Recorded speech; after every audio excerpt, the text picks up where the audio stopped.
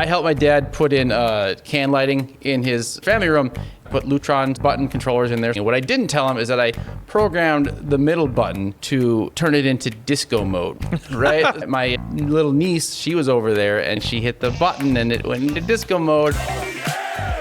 And it was super cool and funny until I forgot to program a way to stop disco mode. It's like those birthday cards that you open that just never stop. Yeah, you have to literally have to destroy them in order to get them to stop. They couldn't get a hold of me, and then they had to leave, and they're like so embarrassed because, oh, the neighbors are looking at our lights in our house flashing. I'm like, the police show up. Welcome once again to another episode of Technical Difficulties, our Smartish Home podcast. I'm your host, Pete. Got Brandon with me today. We had Vince with me today. We're going to be going over the smart home news, as always, giving you our takes on some of the headlines. And our main topic today is going to be kind of fun and helpful. It is what not to do with your smart home. And trust me, we have a lot of experience. We're pros. We do. Yes, we're pros at doing the things you shouldn't do. So I think we should have a lot of insight on that. So looking forward to that. But first, we have a sponsor. Zeus is our sponsor. Zeus makes quality smart home devices you can depend on. They are pioneers in the Z-Wave industry that you can always turn to for the latest Z-Wave technology. In fact, most of their product line has already been updated to Z-Wave long range. Zeus believes the best value in smart homes comes from devices that pull double, triple, or even quadruple duty, like the Zeus Q sensor. Got that right here. That detects motion, temperature, humidity, and luminosity all in one. This is actually a great sensor.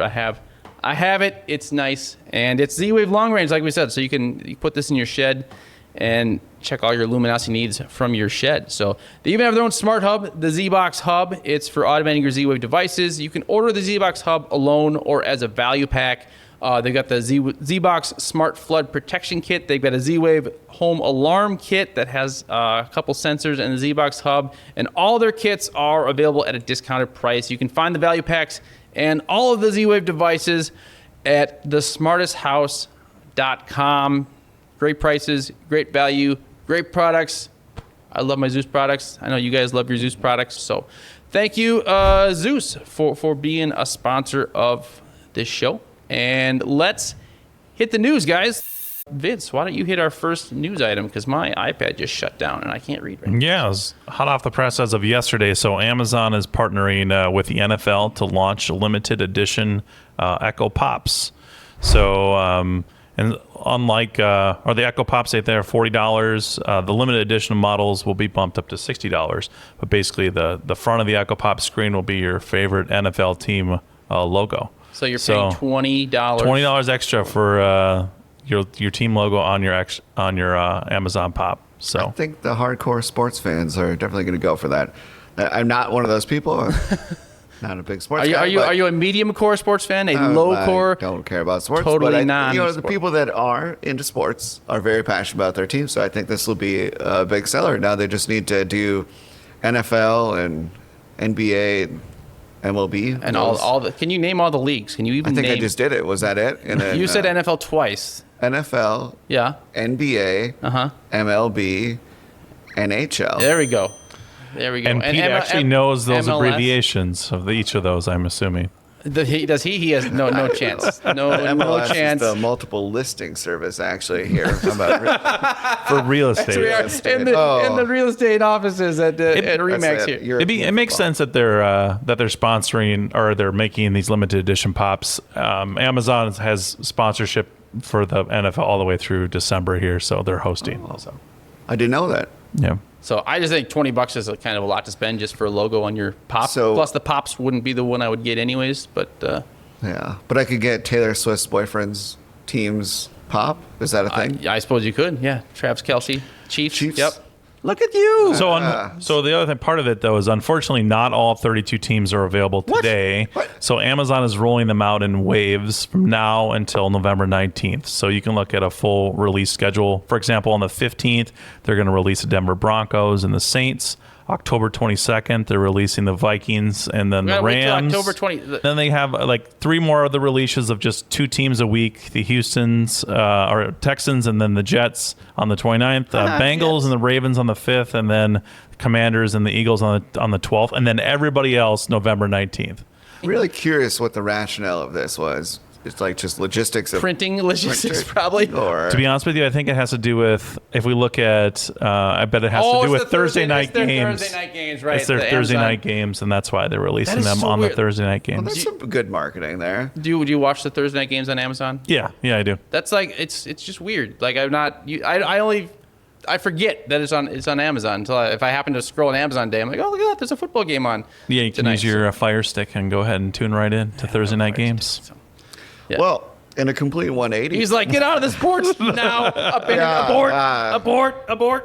So Threshold Care is a company that is making these plugs, and they're Wi-Fi plugs, but not in the sense where you would like turn the device on and off. They're actually using Wi-Fi for sensing.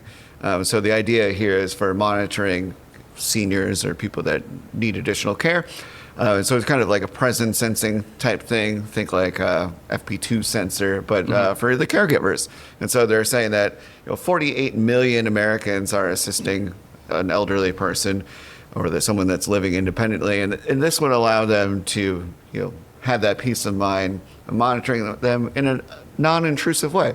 And so I thought that was pretty interesting. They'll be sold in 3 packs for $60, so really approachable and non-invasive. Can we talk about football again? Yeah. So when they're watching their football games, you'll know. There we go. But I think this is big because aging in place is a really big topic right now, and so it's a good affordable price. Yeah. So this is an MM-Wave sensor, right? You said It's actually using Wi-Fi. Wi-Fi. Oh, okay. Yeah. Okay. So I was wondering, like, as a plug, the MM-Wave sensors have to be at a certain height generally. So if this is being plugged into the wall, I guess as a Wi-Fi, it maybe works. Yeah, I think it's just better. kind of sending out the signal, and then I imagine the other ones are getting that signal and then Yeah. triangulating. So like GPS, but for grandpa. So I have I have a lot of Wiz stuff at my house because I'm an idiot. But I've got this will be what not to do. So I've got the Wiz actually has the ability to sense your presence and using Wi-Fi to turn on the lights. It doesn't work at all.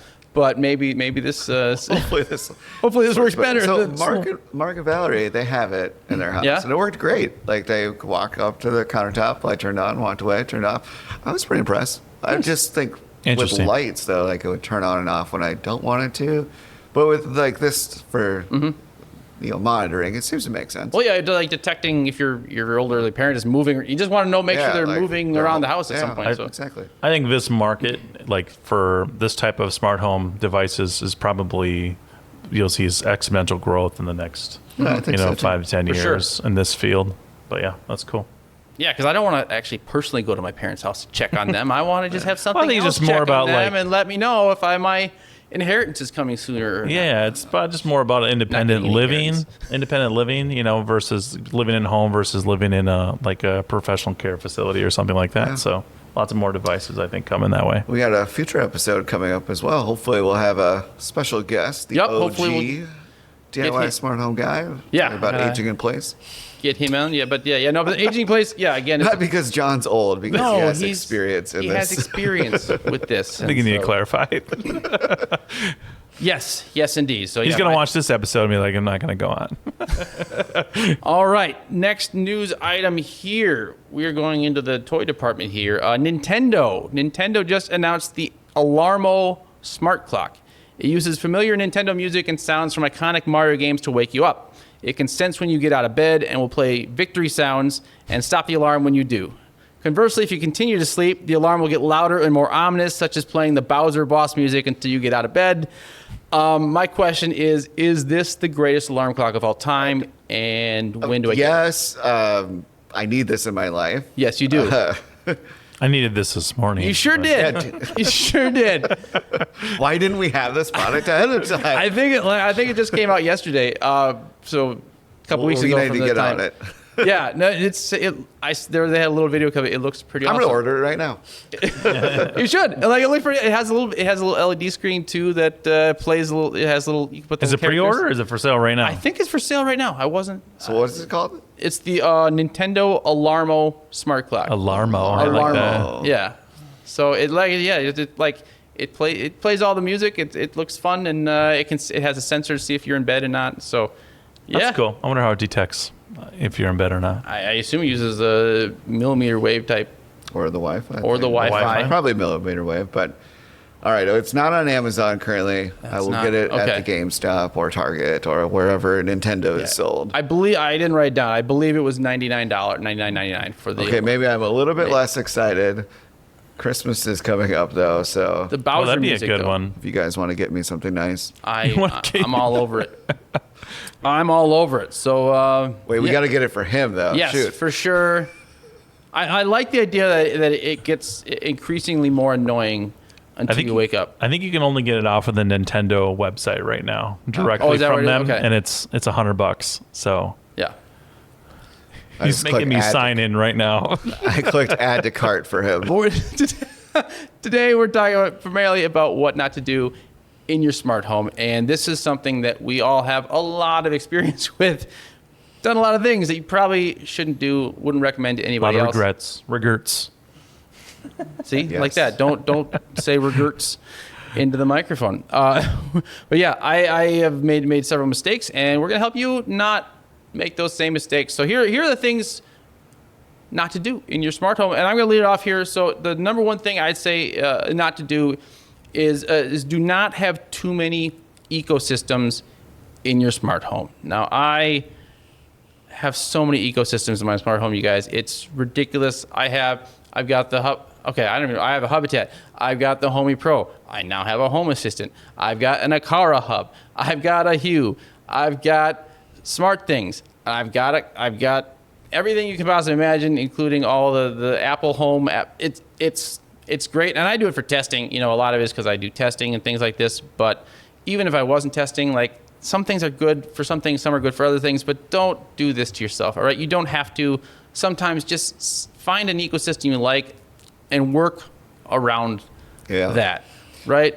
Definitely. And like I've gone through that as well, being a tester and with Realtor Magazine and everything, and it causes stress in the family, so for one, and then confusion when you're changing things out. And so really, and I've actually like migrated from different ecosystems as well. Like I was all in on Amazon, and then I thought maybe I'd go to Google, and then came crawling back to Alexa and asked her for forgiveness, and thankfully she took me back. But then she started getting crazy with those ads. So now, you know, looking around, got my buddy Josh, and Yeah, you got Josh. flirted with Apple. But you really just, you got to stick with that ecosystem. And you kind of see that too with the different channels. Like people are very much like, oh, I'm all Apple. This is the HomeKit show, or their Home Assistant, or, you know, you name it. Yeah, I mean, the Home Assistant, or Apple Home is pretty great. It's limited, but like, if you're looking for an easy ecosystem to get into and just like have it stick in there, you can do a lot with Apple Home, and it's not gonna overwhelm you. Again, your options for automating that are somewhat limited. But the biggest thing for me, having too many ecosystems, is that things are gonna go wrong. That's just the nature of smart homes. Someone may solve, no, they're never gonna solve that. There's always gonna be problems with your smart home. And if you have things on, like I said, 10 different ecosystems, it's hard to track down what's the problems. Like, I don't remember where I built the rule if I have 5 different things that have rules, and I don't remember what hub the device is connected to half the time, right? So it just takes time and gets annoying, and your wife gets frustrated, and she's like, I don't want, how many apps did you say you had? Like 52 or 52 something like that. smart home apps, yeah. I'm not using all the apps, but I know, but it's just too much. So I think probably the biggest takeaway with just having ecosystems is that you don't know for me is you don't know which ecosystem you put the automation in. Yeah. So if you're trying to find one. Yeah, exactly. So I would say with like ecosystems, you know, try to like consolidate products, you know, test a few out, but consolidate your products so that you're only having to, you know, stick with a few or are compatible with, you know, one system. But it can tend to be difficult in the wild west of the smart home world. So Especially when you do your migrations, right? yeah, exactly. When you do those.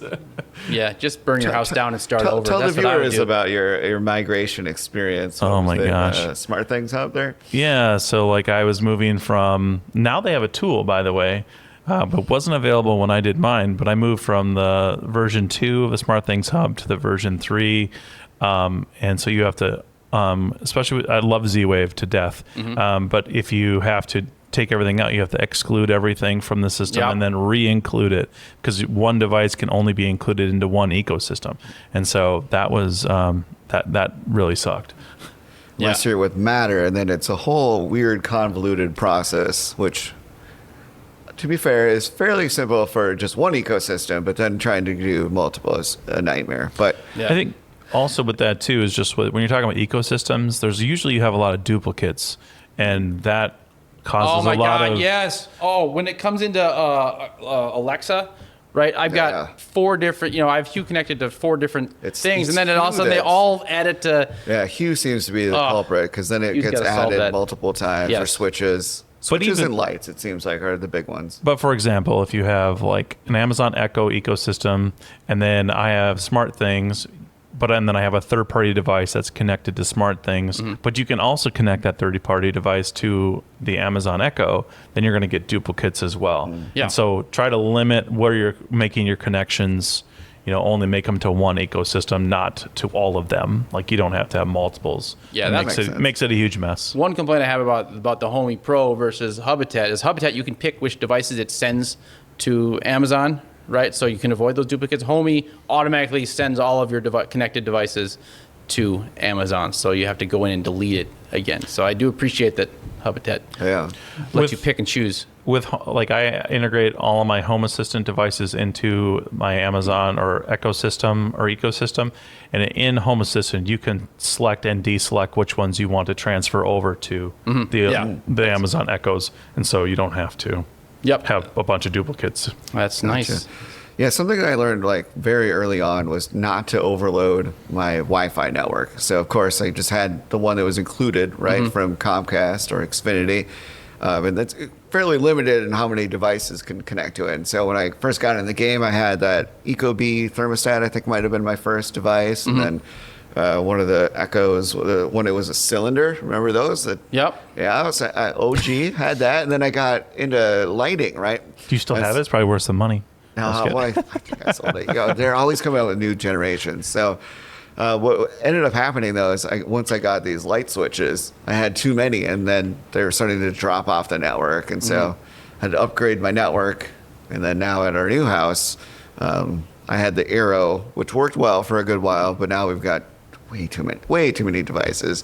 And so I did a unified network with access points, and life has been very good so far. So what's your number right now on your Wi-Fi network for number of devices? Do you know off the top of your head? Last I checked, it was like 102. Okay, all right, that's not bad. No, That's pretty good. I remember yours is much higher. So Unfortunately, that's why I'm moving to the same network that you have here shortly. Gonna get Pete in my attic. So Oh yeah, can't For wait. sure. Can't wait to help set that up. So, but yeah, I definitely overload my Wi-Fi network, but I just like to blame Wiz for all my problems. So that's more. No, it's a problem. It is a problem to overload your network, and even if you think about like smart cameras, right? A lot of those are the battery operated ones. They're connecting via Wi-Fi and stuff, and so that's competing with other devices, and that could really bog things down.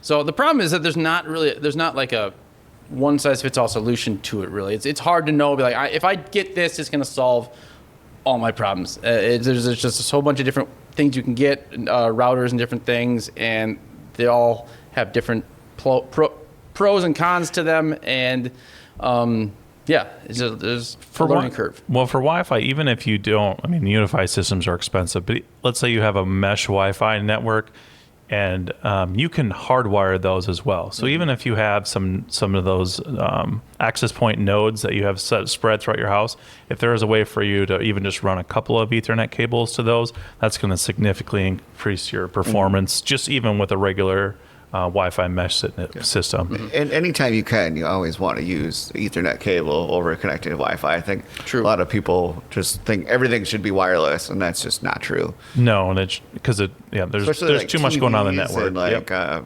gaming devices. Yep. Like if you have the Computers. cable there. Sure, wish you my should Mac use it. Mini could be Any of hardwired your for Ethernet. any of your smart home hubs also connected up to Ethernet too. Oh, for sure. Going to Yeah, be the that- best. They offer Wi-Fi, but don't use Wi-Fi on your smart home hub. That's like the biggest sin you can do is just don't use Wi-Fi on your hubs, hardwire those in to the network. And the other thing that you can obviously do, the easiest thing is to just obviously avoid Wi-Fi devices at all possible, which kind of brings us into kind of just hubs in general.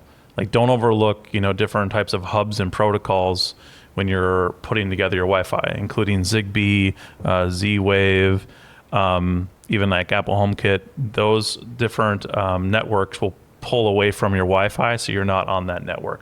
So, for example, if you have Home Assistant, or like I have SmartThings, or even Hubitat, or Homey, that's just one Wi-Fi connection for the potentially hundreds of other devices that are on that network individually.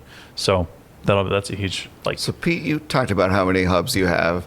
Vince, what are you up to now? Oh my goodness. So Home Assistant, I'm probably like, here's the thing is like there's ecosystems like Home Assistant and SmartThings and Amazon Alexa and Google Home, and then there's like access hubs. So like even like a bridges. Kara, like just a bridge, or Philips Hue, things like that. I don't necessarily count those as I don't necessarily count those as hubs because you're not really using them as a part of your ecosystem. They're just connecting to your main one.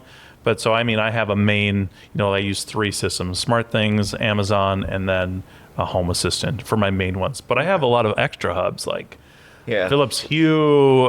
So I consider those SwitchBot bridges as hubs. Oh, yeah, Because it's something you have to plug in. And so probably 15 or so, right around there. I got Bond. I have so many, I had to buy another rack for my hubs. Another shoe rack? By rack, I mean shoe rack. Yes, it's a bamboo shoe rack. But I have 4 levels now instead of the 2. Whoa. Yeah, so It's getting wild. I know. We've upped our game. So what I've done with that, so you have so many hubs, is you can go on. I went on Etsy and had someone create a rack, like a rack mount out of 3D print to put for each of the hubs in a rack. So they're all nice and organized. No, like a rack as like a networking rack. An actual. I can show you some pictures of it, but yeah, it works really good. And then they make custom racks for each of these different hubs, and then they're just all nice in a row. And so That's pretty cool. But is there room for your shoes? No room for shoes. No, this is a network rack. I do double duty. Gotcha. So we did like a full networking rack, and then we've got Velcro to hold them in their place. That's a good idea too. You can do those metal shelves. Yeah. Is that what okay. Yeah. So I've got like the Abode for security. I've got Hubitat for some deeper automations. I've got the Lutron bridge. I've got the Hue bridge. So it gets to be a bit much. And like when I look at even things like smart locks, some of those are requiring like that. It's like Bluetooth from the lock to the bridge. I don't like those devices. I don't like that. No. Same with doorbells that require like a second own hub, thing. yeah. I just don't. It gets to be too much, and so I'm trying to like consolidate down and use less ecosystems. Really, It's just unfortunate you don't have like brands that just do a lot of everything. It's like you have different brands for doing disjointed. fans, and different brands that are doing locks or doorbells or cameras. Like you have to kind of do a little bit of research in order to kind of pull them all together.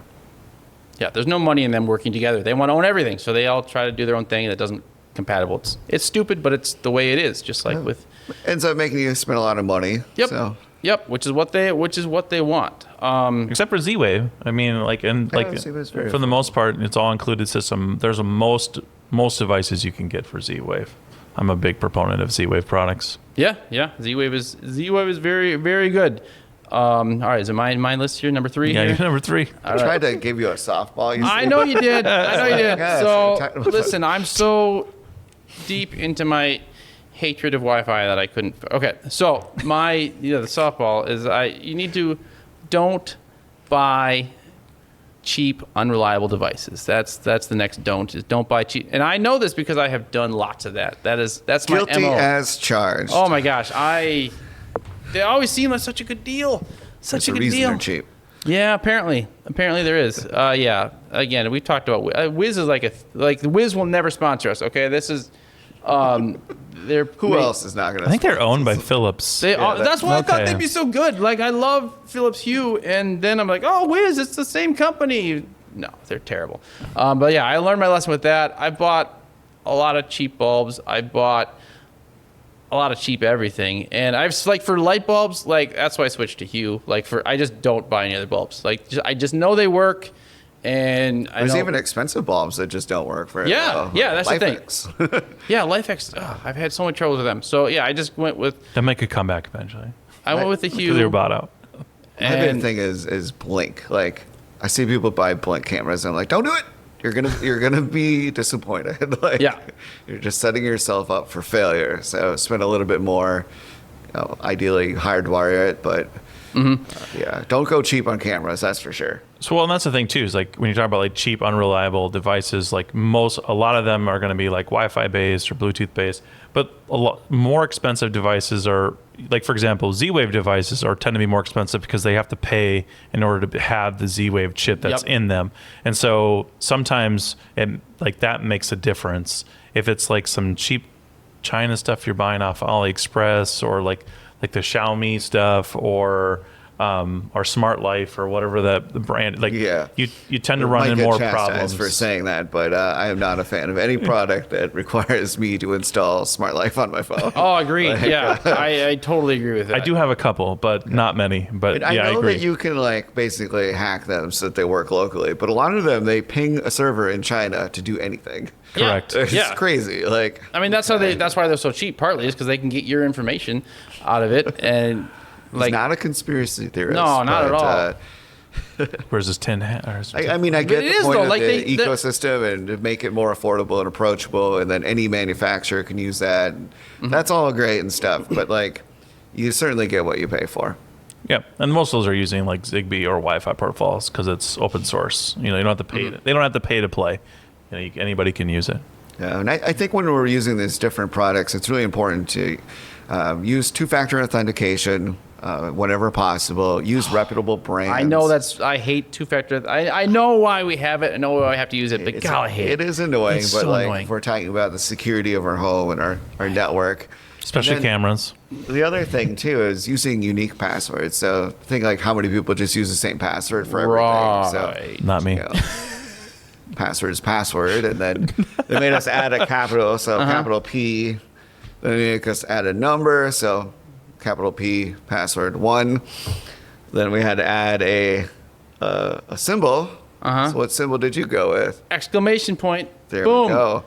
Password So, 1 exclamation. Now, oh man, I better change Maybe it. not the most secure or admin. Thought I had it nailed. So just like simply changing the passwords and then not making it the same. I think it's another good layer to go would be like have a separate network that your smart home stuff lives on, so it's not always interacting or. And you can do that with Unify. Like you can set up a VLAN, which is a virtual local area network for Pete who doesn't know acronyms, but I've heard of it. But yeah, so you can set up like completely separate networks, like for like different devices. So all your smart home stuff, all your cameras, so they're all separated out. Like if you have people that come over to your house, like I wouldn't recommend giving them like have a separate guest network versus like your main one. So Yeah, especially if you're using like a network drive or something they could access or cameras. Are you saying you wouldn't trust me? no, I don't That's give anybody my exactly pack. That's exactly what you're saying. You don't I have trust me. Airbnbs, and so Well, okay, I use a Airbnb is different, I have a completely but, like, separate hey, guest network. you know, for that. What if my in-laws come over and I'm like, no, listen, you got to use the guest network. I don't trust you enough. Well, they don't have to know that it's the guest network though. Well, it You pops just up have- as Don't- Borcher's Just change it. regular Borcher's guest. Say, this is. I'll just title it not the guest network. This is it's the VIP network. Yeah. We'll call it the VIP Well, if it just network. had a different name for it, then they wouldn't know. Also, you shouldn't use your name in your network name. You never want to use your name or your address as a part of your home network. Yeah. What about my social security number? Not Well, else. that's encouraged. Honestly, like I wouldn't know what to do with your social security number. If you gave I me would. it right now, like I have no idea. Like, do I go it's get like- a credit yeah, card yeah, or? exactly. Yeah, car Like, what's- loan, credit okay. cards. What are you talking about? You can. He's in the right business. I don't know. True. I would say, but even like most of the Wi-Fi networks now, like or the mesh systems, allow you to create a separate guest network, so you don't have to like try to figure it out on your own. Like it's already built into the system. So Gotcha. I'll Well, get right on that. yes, I've been kind of like transitioning my house, right? Like, so as being a tester, I've got all these different products that I'm like switching in and out. And I've kind of got like a current versus competitor. And if the competitor is better, then we'll switch to that. But if not, So Lutron has been a long reigning champ. Ring just got traded out for the Real Link doorbell now that it works with your existing chime. But one of the things that I'm trying to do is just kind of keep it simple, stupid, the KISS method. What are you guys' thoughts on that? Or I think the easiest thing to do, or especially like what not to do, start out small. Let's like different automations, like what you were saying, keep it simple, because you can always add more and you can always change it. If you go really complicated and you can't figure out why something is happening or an automation is not working the way you want it to, it's a lot more difficult to kind of scale back and figure out where the issue is. Also, it's very hard if you are overcomplicating like automations, things like that with like other people in your household. You might have a little more higher tolerance for things that screw up versus like your spouse or or guests. So I like to, for the automations that everyone's going to use, I like to keep it simple. But I do like to just see if I can do things sometimes. fair enough. Like just to challenge. Like, can I? Yeah, you're a tech guy. You're in the. Can I automate my closet door to open when the vacuum is ready to go? Right? Like that's like cool stuff. It is cool stuff. It's not highly practical, but it's it's like it's fun. I like to try to do that. So, but don't do that right away. You could add time of day. You could have only if you're home. You could have like only when it's a full moon. All sorts of crazy stuff. But like every time you add another layer, then it makes it a little bit more complex and might confuse people. Yep. Even with how you name things in your house, right? Like just keeping it simple. Like, oh, this is the living room light versus this is John's light. Like, and also too, John with have a light? Like just even like what not to do too. Like I have a doorbell, right? And it says front door on it. But I also have a front door light, but I name them both front door. Right, so be conscious that like just because they're different devices, you need to give them different unique names for each of those devices too. So I've learned that. Through. Add light to it. Add front door light, front door. And you're like, I don't know. I got like a bunch of front doors here, and I don't know which one's the sensor, or like the contact sensor, or the door, like the doorbell, or the lock. So make sure you're being Amazon user. I like to make the groups so that I can just say turn on the light, and it knows that like okay, this one is in that room, and then. Makes it way simpler. Nice. But yeah, and then also like not only just simpling, making your automations more simple at start, but like also just to test them too beforehand. It's most of the functionality or most of the hubs have a run function where you can test it out beforehand before you let her go live into the wild. So Nice. That makes sense. I think we touched on this a little bit earlier, but if you're adding cameras to your house, you always want to hardwire. Not only the connection, so like power over Ethernet is my go-to, but just the power itself. So if you have an outlet, use the outlet. If you have a light socket, you can swap it out. Do that. I just see these people using like battery stuff, and what will happen is that by the time it triggers, then it's already gone. I actually had a friend who his mom's car was stolen from his driveway. And the security camera didn't catch the person breaking in. They only caught the car driving away. And so he was frustrated. All right. And then, we're in Minnesota, so like winters are cold, battery life it's faster, and it's, harder to get out there and get on a ladder to change out a battery. So even I'm not allowed on solar. ladders, so. he's not. Yeah. Also too, with like most of those battery cameras, like the outdoor, like most will just have automatic shutoffs. So if it's below like 15 degrees or 20 degrees, like they'll just stop working altogether. Like rings are like that. It's not even a battery issue. They detect the temperature is decreased and rob his house in the winter. I only have a couple of. That's right, the dog's gonna open the door. I only have a couple of battery cameras. Most are all hardwired. So you've learned you got to hardwire the cameras. Yeah. I mean, if you have to have a battery operated camera, obviously make sure that you're using like a solar panel for those ones, but don't put any battery cameras in places where like it's like you're highly dependent on it for video footage. Like they're more of kind of like auxiliary video, but something that you're using just to like check in on a pet or something. Correct. Yeah. What are you doing to plan ahead? Well, I mean, I started using Home Assistant probably about, 6 months ago. And so I'm still using SmartThings though. So I'm usually only looking for devices or things that are going to be compatible with those, as I see that's kind of more future proofing. And so I'm getting rid of devices that are not in those ecosystems and trying to replace them to be able to kind of have just one main ecosystem. So I have more effective automations and more easier workflow with dashboards and things like that. Just makes it easier to work through.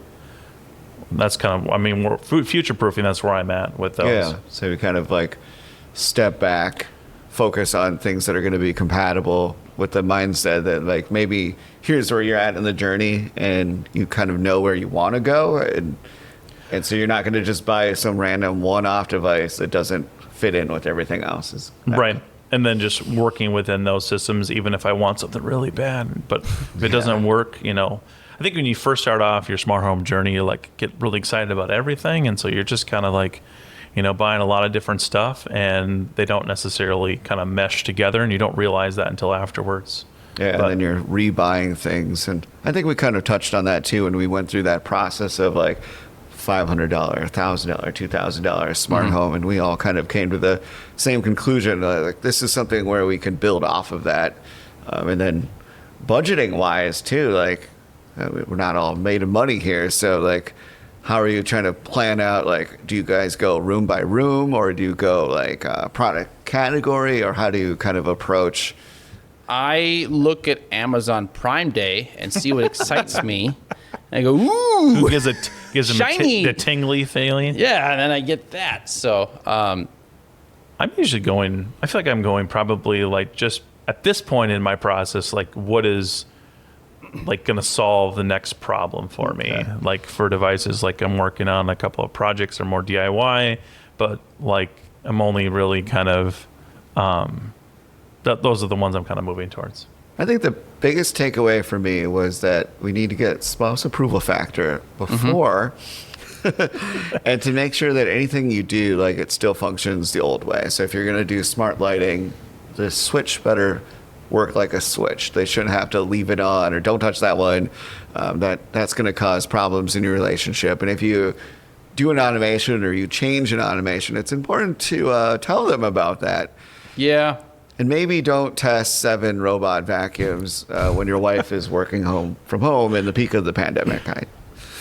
That's fair. Who would have thought? Who'd have thought? Yeah, it's good to let people know when you're, change things. Like I test, we all test a lot of things, right? And so things can get weird. But yeah, definitely. And if you're gonna shut the power off, also in the house, definitely let people know. Or the internet. The internet. They're on a work call. You're just like do. They don't like that, and don't go on vacation without having some way for them to handle things that get weird, right? That's like seriously. Or forget to turn your alarm off, and then your mom is at home, and you're.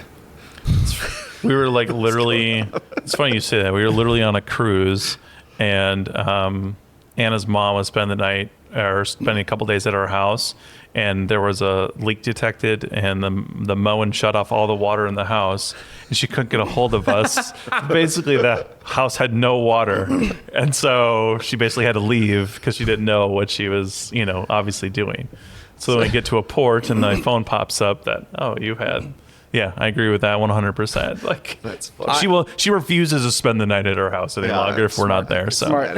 All the automations start triggering in the middle of the night. Like she wakes up and there's coffee and she's like, "What the heck?" Basically, she's not sleeping in our bedroom, so that's a plus. Oh yeah, fair enough. I helped my dad put in can lighting in his in their family room, and we put in 6 Hue pancake bulbs. And I programmed them I put Lutron switches or button controllers in there so they control their different scenes and everything. And what I didn't tell them is that I programmed the middle button to turn it into disco mode, right? So like all the lights just change colors, just randomly, quickly. First of all, why did you do that? Because I thought it was funny. Because you could. Because I could. Yep, absolutely could. And it worked great. It actually happened, my little niece, she was over there and Grandpa was showing her the buttons and the lights and everything, and she hit the button and it went into disco mode, and it was super cool and funny until I forgot to program a way to stop stop disco mode, right? Because it had to repeat it. It was a technical thing with how it repeated. So even if they hit a different button, change the mode, because it had a repeat built in, it would go back into that mode. And I happened to be like, they couldn't get a hold of me, so it was like in disco mode for like. It's like those birthday cards that you open that just never stop. Yeah, you have to it literally totally have to was. destroy them in order to get them to stop. I couldn't. Did he like unscrew the bulbs or? No, you can't unscrew them. They're the flat. Oh, they're flat. Okay, they're yeah. hardwired in there. There's So- Pete's technical term of called pancake lighting, which I'm pretty sure it's not what they're called. Whatever, but they look like pancakes, all So right? LED They're flat, downlights. the LED Got it. downlights, they're Got it. thin, they're like can lights, but they don't have the big can, all right? Pancake.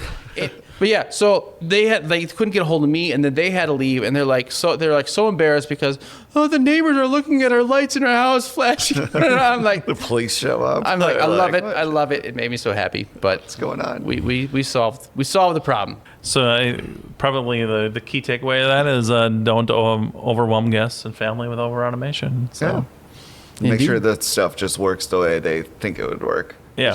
Everything should be intuitive, right? Right, and have an override. That's have a manual. So people that are used to manual switches, they can always use some sort of manual switch or button to turn things right, on or off. looks doesn't look like there's anything smart going on. But you have a lot of stuff working in the background. Indeed. So I am going to take the last don't here, and this is maybe very hyper specific to me and a few people in the audience. But my last don't for smart homes is don't start a smart home YouTube channel. All right, like it seems like a great idea. Like, oh, I've got a smart home, and people are gonna like watching all this fun stuff that I do. You know who doesn't like watching all the fun stuff that I do?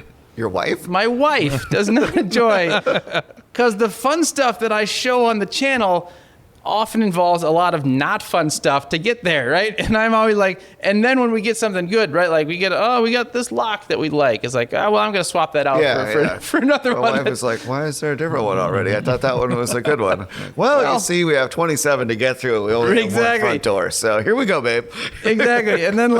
And then I have a short attention span, right? And so I might get an automation working, and then it's like, I want to jump to the next project, and we don't quite get everything back to the way it was if I was doing it. And it's like, yeah, so our house is in a constant state of kind of technical disrepair, if you will. And, it's That's fun. why I made friends with you guys. So we can test at your houses or make a test rig, perhaps. I was gonna say like the guys that made it on YouTube, like they have studios because separate from their house with all this stuff. But not as, you wouldn't have, I'd have to have a whole separate house to have. Yeah, I know. That's what I mean. It's still like a studio. Like So separate. thanks Zeus for sponsoring this episode. And if we can get another 10,000 sponsors, I could buy a separate house to do this whole thing. The model home. No, I think a lot of people see like what we're doing and they think, wow, that's really cool. I want to be a product tester or whatever. Like, oh, you got that sent to you. And it's like, okay, well, sure. But like there was a lot of obligation with creating the content. And it's not always products that you want to test.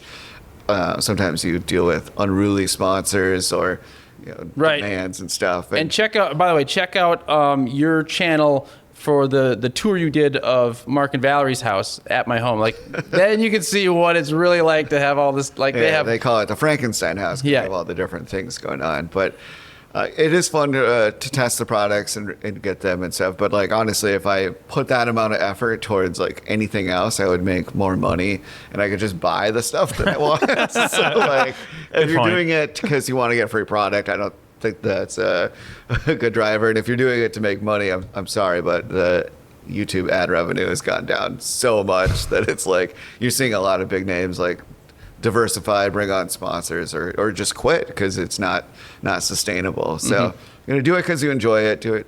Yeah, and Like do it's it just make sure you have an understanding family, I guess is what my wife doesn't hate it as much as I'm making it out to be, I don't think, but she definitely gets annoyed. The kids definitely get oh man, that's what the other, like my kids, like they definitely let me know that they think I'm an idiot when things go wrong. Like that's like their big thing. Like It makes sense. yeah, so they take every opportunity to make their dad look like a fool with that, so they enjoy that. So Does she know that She you're thinks a it's TikTok funny. influencer now? Yeah, I've started to get her to like do some of like the video, like taking the video as I'm doing stuff. She just thinks it's funny, like just kind of the whole idea of it. Nice. Like like doing videos, like. But she does, she kind of keeps to herself. She's okay. She's not. She doesn't have. As long as she's watered and fed, she doesn't seem to. Doesn't seem to really have any It's like one issues of or his roommates concerns. again. Doesn't have any concerns. Well, I'm glad you keep your girlfriend watered and fed. That's excellent. And with that, I think we're gonna wrap it up. So everybody, keep your wife, girlfriend, husband, whatever, watered and fed. Keeps them nice and happy. Thank you for watching. Please like and subscribe. Check out Brandon's channel. Check out his TikTok channel. Check out Zeus. Thank you, Zeus, for sponsoring this episode. We've got links below if you want to get out one of their great deals. Thanks to our producer. And that's it for everybody. So that is it for Smart Time News, smart home news. Cool. And that's why we have an editor now. That is. He may have edited that out. Maybe he thought it was funny and kept, here's the deal, editor. A little on-show production news. If you think a mistake is funny, go ahead and leave it in. I'm a big fan of funny. So, especially if Brandon or Vince make the mistakes. I'm very cool with He's going to hate editing this video. Yes, That's all I got to say. All right, let's get up. No, I want to keep talking about mistakes. The cost is going to go up.